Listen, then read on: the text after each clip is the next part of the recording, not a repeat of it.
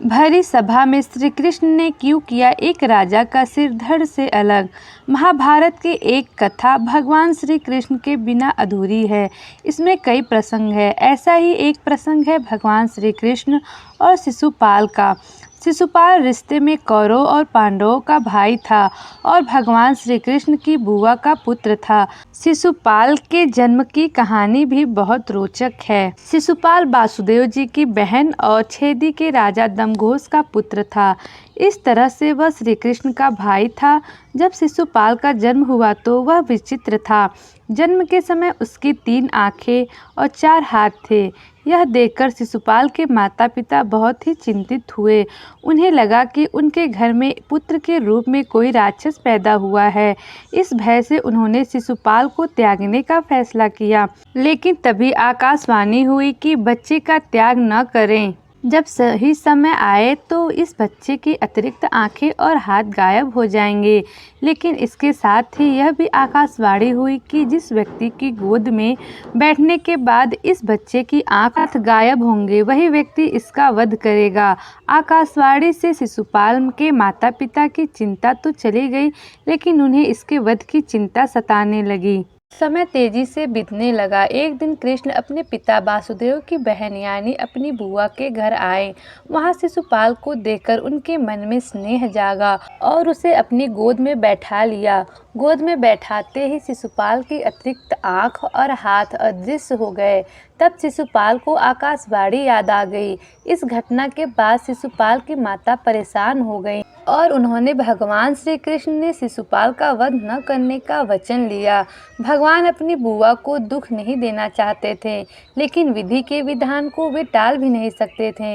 इसलिए उन्होंने अपनी बुआ से कहा कि वे शिशुपाल के 100 गलतियों को माफ़ कर देंगे, लेकिन 101वीं गलती पर उसे दंड देना ही पड़ेगा। लेकिन इसके साथ ही उन्होंने बुआ को ये भी वचन दिया कि यदि शिशुपाल का वध करना भी पड़े तो वध के बाद शिशुपाल को इस जीवन मरण के चक्र से मुक्ति मिल जाएगी। इसके बाद भगवान श्री कृष्ण वहां से चले गए। शिशुपाल रुक्मिणी से विवाह करना चाहता था, लेकिन रुक्मिणी भगवान श्री कृष्ण से प्रेम करती थीं और उनसे ही विवाह करना चाहती थीं। लेकिन रुक्मिणी के भाई राजकुमार रुक्मी को रिश्ता मंजूर नहीं था। तब भगवान श्री कृष्ण रुक्मी को महल से लेकर आए थे। इसी बात से शिशुपाल भगवान श्री कृष्ण से शत्रुता मानता था। जब युधिष्ठिर को युवराज घोषित किया गया तो राजसूय यज्ञ कराया गया। इस अवसर पर सभी संबंधियों और रिश्तेदारों को बुलाया गया। प्रतापी राजाओं को भी आमंत्रण दिया गया। इस मौके पर वासुदेव, श्री कृष्ण और शिशुपाल आमंत्रित किए गए थे। यहीं पर शिशुपाल का सामना भगवान श्री कृष्ण से होता है। भगवान श्री कृष्ण का युधिष्ठिर ने आदर सत्कार किया। यह बात शिशुपाल को रास नहीं आई और सभी के सामने खड़े होकर इसका विरोध करने लगा। इसका कहना था कि एक मामूली ग्वाले को इतना सम्मान क्यों दिया जा रहा है।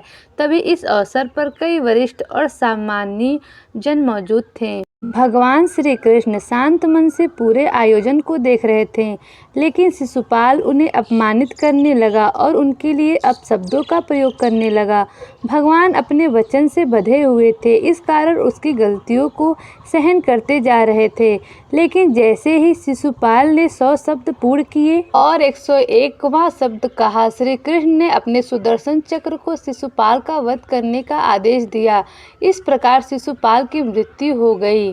दोस्तों, हमारा वीडियो आपको कैसा लगता है कमेंट में ज़रूर बताइए।